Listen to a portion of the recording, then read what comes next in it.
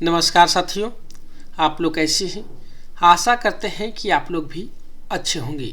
आज की इस वीडियो में इलेक्ट्रिकल जनरल का मिनी मॉक टेस्ट देखने वाले हैं, तो वीडियो को शुरू से लेकर एंड तक जरूर देखें।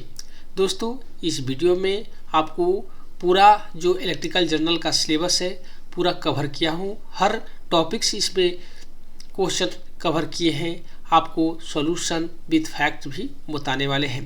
तो इसमें तो 40 क्वेश्चन हैं, पर अगर पूरा देखें तो 100 से भी ज़्यादा प्रश्न हैं। तो वीडियो को एंड तक जरूर देखें, इससे आपको बहुत ही फायदा होने वाला है। वही दोस्तों, आप लोग बताना चाहूँगा कि अगर आप डिपार्टमेंटल एग्जाम की प्रिपरेशन कर रहे हैं और आपको स्टडी मटेरियल की आवश्यकता है तो आप हमसे संपर्क कर सकते हैं, आपको स्टडी मटेरियल अवेलेबल करवा दिया जाएगा। वही दोस्तों, मेरा application ASWR education point play store पे लाइव है, आप वहाँ से डाउनलोड कर सकते हैं। वहाँ पे भी ये जो टेस्ट है मॉक के रूप में अवेलेबल है फ्री ऑफ कॉस्ट, वहाँ से भी आप ये मॉक टेस्ट दे सकते हैं। साथ ही आप स्टडी मटेरियल भी प्राप्त कर सकते हैं और अपने स्टडी को बूस्ट कर सकते हैं। वीडियो के डिस्क्रिप्शन में भी लिंक दिया गया है, वहाँ से भी आप डाउनलोड कर सकते हैं। तो एप्लीकेशन को डाउनलोड करना ना भूलें। साथ ही अगर चैनल पर नए हैं तो चैनल को जरूर सब्सक्राइब कर दें, क्योंकि रेलवे डिपार्टमेंटल से संबंधित लगातार वीडियो यहाँ पे अपडेट किया जाता है। तो बिना समय गंवाए इस वीडियो की शुरुआत करते हैं। पहला नंबर प्रश्न है कि न्यू ट्रांसफार्मर सिलिका जेल का कलर क्या होता है। What is the colour of new silica gel used in transformer. तो न्यू सिलिका जेल का जो कलर होता है यह ब्लू कलर का होता है, यानी फ्रेश भी पूछ सकते हैं कि फ्रेश सिलिका जेल का कलर जो होता है कैसा होता है, वह ब्लू कलर का होता है। तो ऑप्शन नंबर आपका जो होगा एक राइट होगा। ट्रांसफार्मर ब्रीदर में सिलिका जेल एयर की मॉइस्चर एब्जॉर्ब करता है। सिलिका जेल का मुख्य कार्य क्या है, तो ये मॉइस्चर को एब्जॉर्ब करना। फ्रेश सिलिका जेल आपका इंडिकेटर कलर जो होता है आपका ब्लू है। अगर सिलिका जेल का कलर है अगर ब्लू तो आप समझिए कि यह फ्रेश है, बिल्कुल प्योर है। मॉइस्चर भरने के बाद में यह कलर जो होता है इसका चेंज हो जाता है और यह पिंक कलर में बदल जाता है। तो यहाँ पे आप लोग को दो क्वेश्चन इंपॉर्टेंट मिला कि आपका फ्रेश सिलिका जेल का कलर कैसा होता है, तो ब्लू होता है, या न्यू सिलिका जेल पूछ सकता है, उसका कलर ब्लू होगा। मॉइस्चर भरने के बाद कैसा होगा, यानी मॉइस्चर एब्जॉर्ब करने के बाद कैसा होगा, तो इसका कलर जो होगा पिंक कलर का हो जाएगा। यहाँ पे सिलिका जेल ट्रांसफार्मर ऑयल को ड्राई रखने में हेल्प करता है। ठीक है, पिंक कलर आपका सैचुरेटेड होता है और रिप्लेस्ड आपका हीट रिक्वायर्ड होता है। ठीक है, दोनों प्रश्न है 3 SC LHB कोच में RMPU कूलिंग कैपेसिटी कितनी होती है। What is the refrigeration capacity of RMPU in AC 3 tyre LHB coach. तो LHB 3 टायर में जो टोटल होती है कैपेसिटी आपका 14 टन होती है। तो ऑप्शन नंबर आपका जो होगा ए राइट होगा। ठीक है, RMPU का फुल फॉर्म होता है roof mounted package unit. AC coach की कूलिंग सिस्टम है। LHB 3 टायर कोच में इसका जो डिजाइन कूलिंग कैपेसिटी जो अप्रोक्स रखा गया है आपका 14 टन रखा गया है, यानी 14 टन होती है। चाहे वह 3 टायर हो चाहे या 2 टायर हो, इसमें 14 टन होती है। फर्स्ट टायर में अगर बात करें तो वहाँ पे 7 टन ही होता है। फर्स्ट टायर में आपका 7 टन का होता है। ठीक है, LHB AC कोच में 2 RMPU लगे होते हैं। ठीक है, या पूरे कोच का पैसेंजर हीट लोड मैनेज करता है। ये भी प्रश्न आता है कि RMPU में कितने कंप्रेसर होते हैं। एक RMPU में आपका 2 कंप्रेसर लगे होते हैं, यानी अगर पूछ सकता है आपको ये भी कि एक कोच में कितने कंप्रेसर होते हैं, तो एक कोच में आपको 2 RMPU होंगे तो टोटल 4 कंप्रेसर होंगे। पंप मोटर सर्विस के दौरान किन कारणों से बर्न हो सकती है। तो भाई can pump motor Burns during service. तो आपका single phasing, dry running, overload, ये सभी से जल सकता है। ठीक है, motor protection relay overload fault को रोकता है। आपका प्रिवेंटिव मेंटेनेंस मोटर लाइफ को बढ़ाता है। डीजी सेट में सबसे कम कौन सा लॉस होता है। डीजी सेट में आपका सबसे कम जो लॉस होता है वो होता है आपका अल्टरनेटर लॉस। डीजी सीट में सबसे कम जो लॉस होता है आपका अल्टरनेटर लॉस होता है। डीजी सीट में एग्जॉस्ट, कूलेंट और आपका फ्रिक्शन लॉस ज़्यादा होते हैं। अल्टरनेटर इफिशिएंसी हाई होने के कारण अल्टरनेटर लॉस सबसे कम होता है। अल्टरनेटर इफिशिएंसी 90% से अधिक होती है। DG loss total output efficiency को इफेक्ट करता है। 5 नंबर प्रश्न है, अल्टरनेटर में कॉपर लॉस किसके प्रोपोर्शनल होते हैं? तो अल्टरनेटर में कॉपर लॉस जो होते हैं आपका करंट के स्क्वायर के प्रोपोर्शनल होते हैं। तो ऑप्शन नंबर आपका जो होगा सी राइट होगा। कॉपर लॉस का फार्मूला होता है आई स्क्वायर आर होता है, इसलिए करंट को स्क्वायर के प्रोपोर्शनल माना जाता है या होता है। हाई करंट से आपका एक्सेसिव हीटिंग और आपका डैमेज रिस्क ज़्यादा होता है, इसलिए आपका अल्टरनेटर में करंट लिमिट प्रोटेक्शन जरूरी होती है। 6 नंबर प्रश्न है, रेलवे ट्रैक को क्रॉस करने वाली वेज लाइन का मैक्सिमम आपका डेविएशन एंगल आपका स्पेशल केस में कितना अलाउ होता है? यहाँ पे स्पेशल केस की बात हो रहा है, तो स्पेशल केस में आपका 30% अलाउ होता है। ठीक है, आपका रेलवे इलेक्ट्रिकल स्टैंडर्ड के अनुसार स्पेशल केस में वेज लाइन क्रॉसिंग का डेविएशन जो लिमिट होता है आपका 30 डिग्री तक एक्सेप्टेबल होता है। यह अलाइनमेंट, सेफ्टी और क्लियरेंस मेंटेनेंस करने के लिए रखा जाता है। ठीक है, रॉन्ग एंगल से आपका टेंशन फेलियर और फ्लैश ओवर का रिस्क बढ़ता है। रेलवे में आपका OHE crossing alignment approved norm से रेगुलेट होता है। 7 प्रश्न है, vertical shaft and submersible pump में सक्शन हेड हमेशा कैसा होता है? तो वर्टिकल शाफ्ट सबमर्सिबल पंप में हमेशा जो सक्शन हेड होता है आपका पॉजिटिव होता है। ऑप्शन नंबर आपका 1 राइट होगा। ठीक है, सबमर्सिबल पंप वाटर लेवल के नीचे होता है, इसलिए सक्शन आपका नेचुरली पॉजिटिव ही रहता है। पॉजिटिव सक्शन आपका कैविटेशन रिस्क को कम करता है। ठीक है, सबमर्सिबल पंप को प्राइमिंग की ज़रूरत नहीं होती है, ध्यान रखिएगा, आपका प्राइमिंग की ज़रूरत नहीं होती है अब सबमर्सिबल पंप का। पॉजिटिव हेड स्मूथ पंपिंग और मोटर प्रोटेक्शन आपका इंश्योर करता है। उसके बाद 8 नंबर कि 3 AC LHB कोच में पैसेंजर कैपेसिटी कितनी होती है? तो 3 टायर में जो होता है आपका टोटल 72 होता है। ठीक है, LHB AC 3 टायर कोच की डिजाइन सीट बर्थ कैपेसिटी जो होती है 72 पैसेंजर होती है। ठीक है, यह रिजर्वेड स्लीपर बर्थ पर आधारित होती है। LHB और हाई स्पीड डिजाइन के लिए LHB कोच जो है आपका सबसे ज़्यादा फेमस है। RCT का फुल फॉर्म क्या है? RCT का होता है रेलवे क्लेम्स आपका ट्रिब्यूनल। तो ऑप्शन नंबर आपका जो होगा 1 राइट होगा। ठीक है, RCT एक जुडिशियल बॉडी है जो रेल यात्रियों को क्लेम्स और आपका कंपनसेशन केस को सुनती है। ठीक है, ये अलग अलग शहरों में आपका बेंचेज के रूप में काम करता है। लगेज लॉस, एक्सीडेंट, आपका कंपनसेशन जैसे मामले की सुनवाई करता है। उसके बाद है यूजी पावर कार इंजन का ओवर स्पीड स्विच किस स्पीड पर सेट होता है? यूजी पावर कार का इंजन का ओवर स्पीड स्विच जो होता है आपका 1800 RPM पे ±4% RPM पर ये सेट होता है। तो ऑप्शन नंबर आपका जो होगा बी राइट होगा, 1800 ± 4.5% RPM।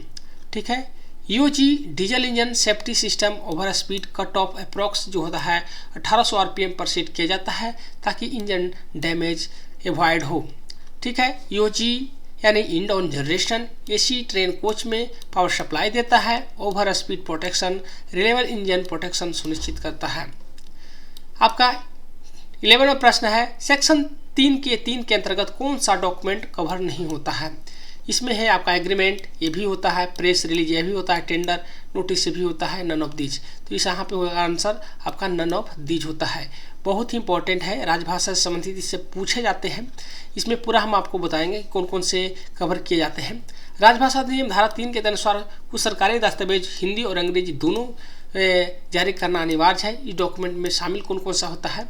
तो आपका संकल्प हो गया, जनरल ऑर्डर समान आदेश हो गए, रूल्स हो गए, आपका रेगुलेशन नोटिफिकेशन, आपका जो है एडमिनिस्ट्रेटिव रिपोर्ट्स हो गया, प्रेस रिलीज हो गया, एग्रीमेंट हो गया, आपका लाइसेंस परमिट हो गया, टेंडर नोटिस हो गया, आपका गैजेट पब्लिकेशन राजपत्र प्रकाशन हो गया, ये सभी शामिल किए जाते हैं। हिंदी लैंग्वेज डेवलपमेंट का निर्देश किस आर्टिकल में है? तो हिंदी लैंग्वेज का विकास जो है आपका आर्टिकल 351 में किया गया है। ठीक है, आर्टिकल 351 केंद्र सरकार की हिंदी को प्रमोट करने और डेवलप करने का निर्देश देता है। हिंदी को राष्ट्रभाषा की भूमिका स्ट्रेंथ आपका करने हेतु आर्टिकल महत्वपूर्ण है। संविधान के 71वें संशोधन और 8वें अनुसूची में कौन सी भाषा जोड़ी गई थी? तो 71वें संवैधानिक संशोधन से संबंधित प्रश्न पूछे जाते हैं। इसमें जो जोड़ा गया था आपका नेपाली जोड़ा गया था। इसके साथ में और भाषा थे, जैसे 71वें जो कॉन्स्टिट्यूशनल अमेंडमेंट 92 थे, उसमें आपका नेपाली, मणिपुरी और कोंकणी ये सभी को जोड़ा गया था। ठीक है, रूप में पॉजिटिव और नेगेटिव दोनों और क्यों लाए जाते हैं? रूप में यानी टीएल कोच में जो होते हैं, यहाँ पे देखें क्यों लाए जाते हैं, तो यहाँ पे ऑप्शन देखें शॉर्ट सर्किट रिड्यूस करने के लिए, यानी यहाँ पे ऑप्शन नंबर आपका सी राइट होगा। दोनों और केवल आपका रूटिंग करने से शॉर्ट सर्किट आपका पॉसिबिलिटी जो होता है कम होती है और आपका सेफ लेआउट मिलता है। रेलवे कोच, इलेक्ट्रिकल वायरिंग में इंसुलेशन और आपका स्पेसिंग क्रिटिकल होते हैं। 15वां प्रश्न है, ट्रांसफार्मर में शॉर्ट सर्किट टेस्ट में किस साइड को शॉर्ट किया जाता है? तो बहुत ही अच्छा प्रश्न है। ट्रांसफार्मर से संबंधित ऐसे प्रश्न पूछे जाते हैं। तो इसमें जो किया जाता है शॉर्ट सर्किट आपका लो वोल्टेज साइड किया जाता है, यानी एलवी साइड किया जाता है। ठीक है, यहाँ पे short circuit test always low voltage winding को शॉर्ट करके किया जाता है, ताकि आपका टेस्ट सेफ्टी और आपका मेजरमेंट एक्यूरेट मिले। क्यों किया जाता है? अगर हाई वोल्टेज साइड में अगर हम टेस्ट करेंगे तो बहुत बड़ा आपका फॉल्ट करंट फ्लो होगा, इससे आपका इंसुलेशन डैमेज का रिस्क बढ़ जाएगा। लेकिन लो वोल्टेज बाइंडिंग को शॉर्ट करने पर आपका रिक्वायर्ड टेस्ट करंट कम आता है, कंट्रोल आसान होता है और मेजरमेंट सेफ और प्रैक्टिकल होता है। इसीलिए आपका लो वोल्टेज साइड किया जाता है। शॉर्ट सर्किट टेस्ट लो वाइंडिंग को शॉर्ट करके किया जाता है। हाई वोल्टेज साइड में रिड्यूस वोल्टेज अप्लाई करके करंट को रिलेटेड वैल्यू तक बढ़ाया जा सकता है। ठीक है, उसके बाद है ट्रांसफार्मर से संबंधित प्रश्न। ट्रांसफार्मर की प्राइमरी बाइंडिंग कैसी होती है? तो ट्रांसफार्मर की प्राइमरी बाइंडिंग आपका लो या हाई दोनों हो सकती है। तो ऑप्शन नंबर आपका सी राइट होगा। ट्रांसफार्मर एप्लीकेशन के हिसाब से कभी लो बाइंडिंग प्राइमरी होती है तो स्टेप अप ट्रांसफार्मर होगा, कभी आपका हाई वाइंडिंग प्राइमरी होती है तो इसमें स्टेप डाउन ट्रांसफार्मर होगा। ठीक है, primary winding where input supply is applied. Primary winding उसको बोलते हैं जहाँ पे आपका इनपुट सप्लाई आता है। वोल्टेज लेवल डिजाइन एप्लीकेशन पर यह डिपेंड करता है। 17वां प्रश्न है, एसटी इंस्टॉलेशन सब स्टेशन की अर्थिंग इंस्पेक्शन कितने समय पर करनी चाहिए? तो एसटी हाई टेंशन में ये जो होता है आपका 12 मंथ पे होता है। ठीक है, डोमेस्टिक में अगर पूछें तो ये होता है आपका 6 मंथ पे ही। तो high voltage system safety ensure करने के लिए हर 12 मंथ पर आपका अर्थिंग इंस्पेक्शन होती है। आपका फॉल्टी अर्थिंग शॉक रिस्क को बढ़ाती है। एनुअल इंस्पेक्शन आपका प्रिवेंटिव सेफ्टी एक प्रैक्टिस है। 18वां प्रश्न है, रिन्यूएबल एनर्जी प्लांट्स को ट्रेडिशनल जनरेट की तुलना में क्या चाहिए? रिन्यूएबल एनर्जी प्लांट को ट्रेडिशनल जनरेट्स की तुलना में क्या चाहिए? तो क्या चाहिए? तो लेस मेंटेनेंस, कम आपका मेंटेनेंस चाहिए। क्यों चाहिए? सोलर बाइंड और रिन्यूएबल प्लांट्स को मूविंग पार्ट इसमें बहुत ही कम होते हैं, इसलिए आपका मेंटेनेंस जो होता है इसका रिक्वायरमेंट बहुत ही कम होता है। तो राइट आंसर क्या होगा? लेस मेंटेनेंस चाहिए। ठीक है, उसके बाद में है ऑपरेटिंग कॉस्ट भी आपका कन्वेंशनल डीजल थर्मल प्लांट से भी कम होता है। 19वां प्रश्न है, टॉर्क FT-LBS कैलकुलेट करने का फार्मूला क्या है? तो ये टॉर्क आपका कैलकुलेट करने का फार्मूला होता है HP गुने 5252/RPM होता है। ठीक है, तो ऑप्शन नंबर आपका जो है एक राइट होगा। ठीक है, बेसिक फार्मूला टॉर्क बराबर होता है HP गुने 5252/RPM होता है। यह हॉर्स पावर और स्पीड रिलेशन से ड्राइव हुआ आपका एम्पिरिकल फार्मूला है। ठीक है, HP और RPM टॉर्क से डायरेक्टली रिलेटेड होते हैं। 29वां प्रश्न है, वर्कशॉप में डिस्चार्ज लैंप से स्ट्रोबोस्कोपिक इफेक्ट के कारण रोटेटिंग मशीन कैसी दिखाई जाती है? तो ये जो होती है दिखाई देती है आपका बिल्कुल रुका हुआ, यानी यहाँ पे देखें तो स्टेशनरी होगा, आपका स्लो होगा, रिवर्स डायरेक्शन, ये सभी आपको दिखेंगे। कभी लगेगा कि बिल्कुल बंद हो चुका है, कभी लगेगा कि बहुत ही स्लो चल रहा है, कभी आपका रिवर्स डायरेक्शन में होगा। जैसे आप देखते होंगे घर में फैन लगा होगा तो वहाँ पे ज़्यादा स्पीड रहेगा, उस कंडीशन में लगेगा कि लग रहा है कि फैन उल्टा चल रहा है, तो कभी लगेगा कि स्लो चल रहा है, कभी लगेगा कि बिल्कुल बंद हो गया। तो ये सभी स्ट्रोबोस्कोपिक इफेक्ट के कारण ही होता है। तो स्ट्रोबोस्कोपिक इफेक्ट आपका रोटेटिंग मशीनरी जो होता है कभी स्टेशनरी, कभी स्लो, कभी रिवर्स डायरेक्शन में दिख सकती है। इंडस्ट्री में इस इफेक्ट को अवॉइड करने के लिए आपका एक्जुलरी लाइट यूज किया जाता है, जिससे पता चल सके कि मशीन सही से चल रही है या नहीं चल रही है। 21 नंबर है, रेलवे कनेक्शन लेने वाले प्राइवेट पार्टी को कितने मंथ का इलेक्ट्रिसिटी चार्ज के बराबर सिक्योरिटी डिपॉजिट करना होता है? इसमें 3 महीने आपका जारी करना होता है, ये रिफंडेबल होता है। ठीक है, रेलवे रूल्स के अनुसार आपका प्राइवेट कंज्यूमर्स को 3 मंथ के एवरेज बिलिंग के बराबर सिक्योरिटी डिपॉजिट करना पड़ता है। ठीक है, यह सिक्योरिटी बिलिंग एश्योर और रिकवरी प्रोटेक्शन के लिए होता है।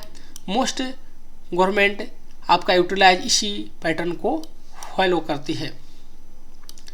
22 नंबर है, इंडक्शन मोटर में क्रैबलिंग का मेन कारण क्या है? इंडक्शन मोटर में क्रैबलिंग एक बहुत ही बड़ा कारण होता है। इसमें इसका मुख्य कारण जो होता है आपका हार्मोनिक्स जनरेट होने के कारण ऐसा देखने को मिलता है।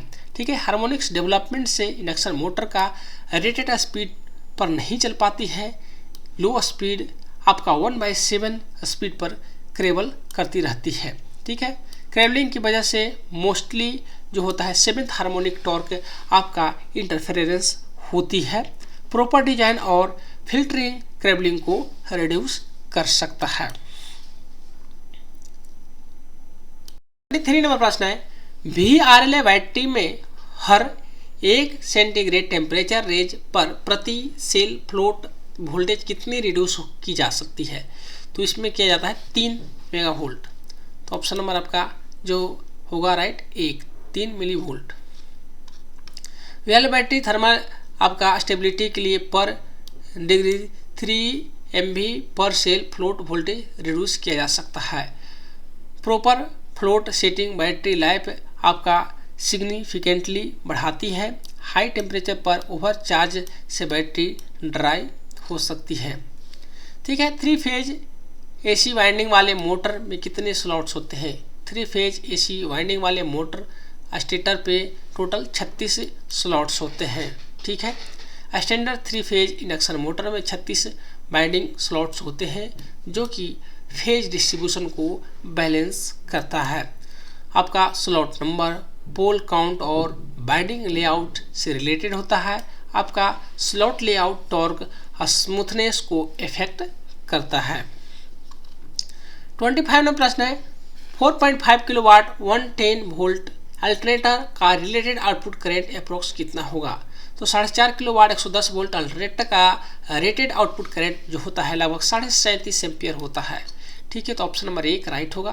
फार्मूला जानते होंगे, पावर बाई फार्मूला होता है वोल्टेज होता है। यहाँ पे आपका 4.5 किलोवाट यानी वाट में बदलेंगे तो लगभग 4500 वाट होगा बाई 110 वोल्ट अप्रोक्स देखिए तो 37.5 एम्पियर आउटपुट करंट होता है।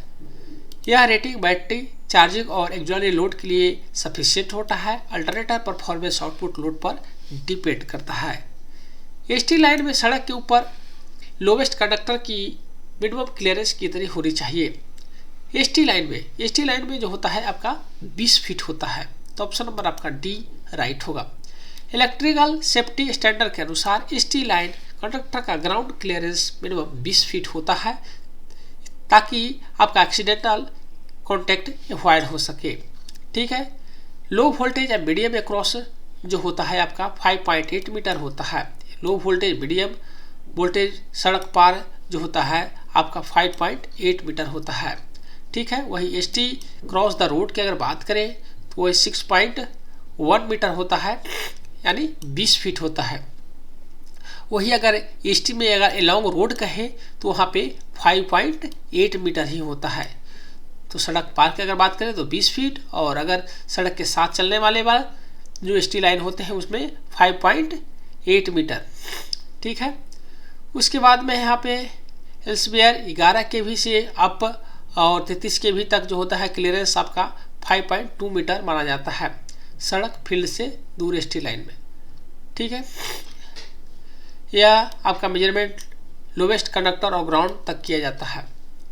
ठीक है, रेलवे एम्प्लॉय को पर कैलेंडर ईयर कितने डेज की LAP लीव दिया जाता है। LAP जो होता है अर्नड लीव होता है, इसमें जो प्रति वर्ष जो दिया जाता है 30 डेज दिया जाता है। 1 जनवरी को 15 क्रेडिट होते हैं, 1 जुलाई को भी 15 क्रेडिट होते हैं। ठीक है, LAP को जमा किया जा सकता है, LAP को अर्नड लीव माना भी जाता है। ठीक है, यह भविष्य में यूज के लिए आपका एक्यूमुलेट किया जा सकता है, यानी जमा किया जा सकता है। उसके बाद है ग्लोबल टेंडर किन वस्तुओं के लिए इशू होती है। ग्लोबल टेंडर वैश्विक स्तर पर जो होती है टेंडर, वो ग्लोबल टेंडर होती है। जैसे यहाँ पे देख से ऑप्शन है आपका imported item not easily available in India, India में अवेलेबल नहीं होते हैं, यानी आपका वर्ल्ड लेवल पर ये कार्य होता है। तो ये जो होता है आउट ऑफ इंडिया से जो इम्पोर्ट होते हैं जो भी गुड्स, उसके लिए होता है। ठीक है, ग्लोबल टेंडर आपका इम्पोर्टेड आइटम के लिए इशू होता है जो इंडिया से इजीली उपलब्ध नहीं होता है। ग्लोबल टेंडर ट्रांसपेरेंसी और कम्पिटिटिव आपका प्रीसिंग इंश्योर करती है। 29 नंबर है किसको tender hydraulic non roped elevator में नॉर्मली नहीं पाया जाता है, यानी which component is normally not present in hydraulic non roped elevator. तो ओवर स्पीड गवर्नर ये नहीं पाया जाता है। ठीक है, हाइड्रोलिक एलिवेटर रोप सिस्टम पर ये बेसिड नहीं होता है, इसलिए ओवर स्पीड गवर्नर की ज़रूरत नहीं पड़ती है। हाइड्रोलिक एलिवेटर सेफ्टी पर्पस आपका वाल्व से मेंटेनेंस होती है। रोप एलिवेटर में आपका जो होता है ओवर स्पीड गवर्नर मैंडेटरी होता है। ठीक है, रोप एलिवेटर में जो स्त्री वाला ऊपर से नीचे जाते हैं, जब फ्लोर में चढ़ते हैं, उसमें ओवर स्पीड गवर्नर जरूरी होता है, जो कि हाइड्रोलिक जो एलिवेटर जो होते हैं इस पे जरूरी नहीं होगा। तो बहुत ही अच्छा प्रश्न है, और यहाँ लिफ्ट से भी प्रश्न पूछे जाते हैं, तो इसको जरूर ध्यान रखिएगा। 30 नंबर प्रश्न है विद्युत कार्य के 3 मेजर हैजर्ड में से एक कौन सा है। Which is 1 major hazard in electrical work, इसमें कौन सा है आर्क फ्लैक्स। तो ऑप्शन नंबर आपका जो है सबसे फ्लैश ओवर सबसे ज़्यादा होता है, तो ऑप्शन नंबर आपका जो होगा 1 राइट होगा। इलेक्ट्रिकल फील्ड में आर्क फ्लैश सबसे सीरियस हैजर्ड है, जिसमें हाइट हीट स्पार्क और ब्लास्ट का रिस्क होता है। आर्क फ्लैश से बचाव के लिए आपका PPE अर्थिंग आपका लॉकआउट टैग आउट फॉलो किया जाता है। ठीक है, सरफेस एजमुथ एंगल किस एंगल में वेरी करते हैं। सरफेस एजमुथ एंगल आपका वेरीज बिटवीन विच लिमिट्स, तो ये जो वेरी करते हैं आपका -180 से 180 तक। ठीक है, सरफेस आपका ओरिएंटेशन सन डायरेक्शन के आधार पर एजमुथ एंगल -180 से +180 तक चेंज हो सकता है। ठीक है, सोलर पैनल अलाइनमेंट आपका सैंडिंग एनालिसिस में एजमुथ एंगल का यूज किया जाता है। किसमें, सोलर पैनल अलाइनमेंट में सही एजमुथ लेआउट और मैक्सिमम आपका सनलाइट कैप्चर होता है। ठीक है, उसके बाद है वर्ल्ड एनर्जी कंजम्पशन स्टैटिक में कौन सी एनर्जी इंक्लूड नहीं होती है। वर्ल्ड एनर्जी कंजप्शन स्टैटिक्स में कौन सी एनर्जी इंक्लूड नहीं होता है। देखिए, सोलर एनर्जी यूज होगा, फूड एनर्जी नहीं होगा, आपका वाइंड एनर्जी होगा, फॉसिल एनर्जी होगा, ये सारे इंक्लूड होंगे, फूड नहीं होंगे। तो ऑप्शन नंबर आपका बी राइट होगा। ह्यूमन फूड आपका मेटाबॉलिज्म एनर्जी को वर्ल्ड एनर्जी स्टेटस में इंक्लूड नहीं किया जाता है, क्योंकि यह जो होता है आपका कॉमर्शियल एनर्जी नहीं है।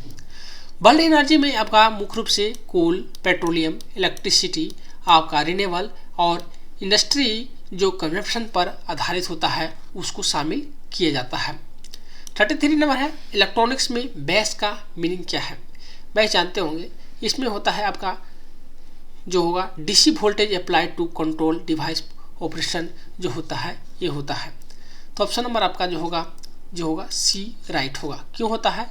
बेस का मतलब होता है इलेक्ट्रॉनिक डिवाइस जैसे ट्रांजिस्टर, डायोड को करेक्ट ऑपरेटिंग आपका रीजन में रखने के लिए डीसी वोल्टेज देना। Wrong base device cut off और आपका सैचुरेशन में चला जाता है। एम्पलीफायर सर्किट में बेसिंग बहुत ही क्रिटिकल होता है। उसके बाद है OHE लाइन मेंटेनेंस से पहले क्या एक्शन जरूरी है? OHE लाइन मेंटेनेंस से पहले सबसे पहले जरूरी है संबंधित फीडर को बंद या अर्थ करना। तो ऑप्शन नंबर आपका जो होगा डी राइट होगा। ओवरहेड लाइन पर काम स्टार्ट करने से पहले आपका कंसर्न फीडर को डिस्कनेक्ट या अर्थ किया जाता है ताकि एक्सीडेंटल आपका एनर्जाइजिंग का खतरा न रहे। नेक्स्ट है आप देखिए फैक्ट्स।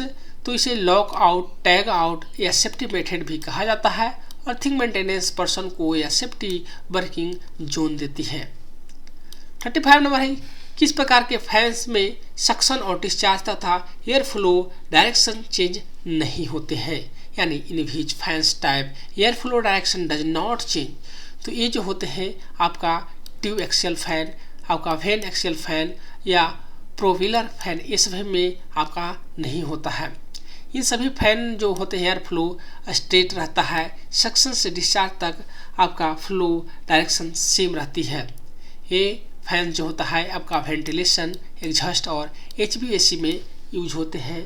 ठीक है, हाई एयर वॉल्यूम डिलीवरी इनकी स्पेशलिटी है। उसके बाद है 36 नंबर फर्स्ट जनरेशन कंप्यूटर किस टेक्नोलॉजी पर बेस्ड थे? फर्स्ट जनरेशन के जो कंप्यूटर थे आपका vacuum tube and magnetic drum पे आधारित थे। तो ऑप्शन नंबर आपका जो होगा एक राइट होगा। पहली पीढ़ी में कंप्यूटर आपका वैक्यूम ट्यूब सर्किट्स और मैग्नेटिक ड्रम मेमोरी का उपयोग होता था। ये सिस्टम बड़े आकार, हीट ज़्यादा जनरेट करने वाले और स्लो प्रोसेसिंग के थे। ठीक है, आपका ENIAC, UNIVAC first generation computer की एग्जाम्पल है। वैक्यूम ट्यूब के बाद में ये ट्रांजिस्टर टेक्नोलॉजी को सस्ता कर दिया। 37 नंबर है कुंडनकुलम न्यूक्लियर पावर प्लांट किस स्टेट में है? ये जो है आपका तमिलनाडु में है। कुंडनकुलम आपका जो है न्यूक्लियर पावर प्लांट तमिलनाडु में स्थित है। या इंडिया के मेजर न्यूक्लियर स्टेशन में से एक है। यह प्लांट जो है आपका रशिया कोलैबोरेशन से डेवलप हुआ था। इस पावर कंट्रीब्यूशन नेशनल ग्रिड में सिग्निफिकेंट है। ड्रिंकिंग वाटर का एक्सेप्टेबल पीएच कितना होता है? ड्रिंकिंग वाटर का एक्सेप्टेबल पीएच रेंज होता है 6.5 से लेकर के 8.5 तक होता है। ठीक है, आपका पेयजल के लिए स्टैंडर्ड पीएच रेंज होता है 6.5 से 8.5 मानी जाती है। या ना एसिड होता है ना हैवी अल्काइन होता है। ठीक है, यह रेंज के बाहर वाटर कंजप्शन हेल्थ प्रॉब्लम पैदा कर सकता है। Water treatment process pH regulation ensure करती है। धूप से हेल्थ इंप्रूवमेंट का मुख्य कारण क्या है? तो धूप से हेल्थ इंप्रूवमेंट क्यों होता है? क्योंकि धूप से हमें क्या मिलता है? आपका विटामिन डी मिलता है। UV converts skin oil to vitamin D. Option number आपका सी राइट होगा। धूप से मौजूद यूवी रेज आपका स्किन ऑयल को विटामिन डी में कन्वर्ट करती है जो बोन्स और इम्यूनिटी के लिए जरूरी है। विटामिन डी कैल्शियम और आपका एब्जॉर्प्शन में की रोल करता है और मॉर्निंग सनलाइट सबसे ज्यादा इसे इफेक्टिव होती है। आज का दिन प्रश्न है आइडियल ट्रांसफार्मर में सेकेंडरी ओपन होने पर प्राइमरी में कौन सा करंट फ्लो होता है? आइडियल ट्रांसफार्मर में सेकेंडरी ओपन होने पर प्राइमरी में कौन सा करंट फ्लो होता है? इसमें जो होगा आपका मैग्नेटाइजिंग करंट। ऑप्शन नंबर आपका सी राइट होगा। क्यों होगा? सेकेंडरी ओपन होने पर प्राइमरी में करंट लोड नहीं फ्लो करता है। ठीक है, आपका सेकेंडरी ओपन होने पर प्राइमरी में करंट फ्लो नहीं करता है बल्कि सिर्फ मैग्नेटाइजिंग करंट फ्लो करता है जो कोर फ्लक्स बनाने के लिए जरूरी होता है। तो दोस्तों आज की इस वीडियो में 40 मोस्ट इंपॉर्टेंट प्रश्न देखे, साथ ही आपको फैक्ट भी बताए। तो 40 प्रश्न नहीं समझे, इसमें लगभग 100 से ज्यादा प्रश्नों का कवर किए हैं। तो इसे 1 से 2 बार जरूर देखिए, काफी इंपॉर्टेंट ये वीडियो है। तो आपको ये वीडियो कैसा लग रहा है, कैसा सीरियल लग रहा है? मेरा कोशिश रहता है कि प्रत्येक दिन आपको कुछ न कुछ क्वेश्चन लेकर के आऊँ और प्रतिदिन लगभग अवेलेबल करवा ही देते हैं। मेरे पास टाइम होता है जो भी 10 क्वेश्चन, 20 क्वेश्चन, 50 क्वेश्चन जितना समय होता है उसके अनुसार आप लोग को अवेलेबल करवा देते हैं। तो आप लोग वीडियो को जरूर लाइक करें। लाइक करने से पता चलता है कि आप लोग को ये जो वीडियो है हेल्पफुल है और हमें मोटिवेशन भी मिलता है कि जो हम मेहनत कर रहे हैं किन्हीं को फायदा हो रहा है। तो लाइक करने का कोई पैसा नहीं लगता है, तो लाइक जरूर करें और वीडियो को सब्सक्राइब करना ना भूलें, क्योंकि अगर सब्सक्राइब नहीं करेंगे तो मेरा जो सभी वीडियो है आपके पास नहीं पहुंचेगा, कुछ ही वीडियो पहुंचेगा, आप काफ़ी कुछ मिस कर जाएंगे। तो वीडियो प्राप्त करने के लिए आप चैनल को जरूर सब्सक्राइब करके रखें। वीडियो देखने के लिए धन्यवाद।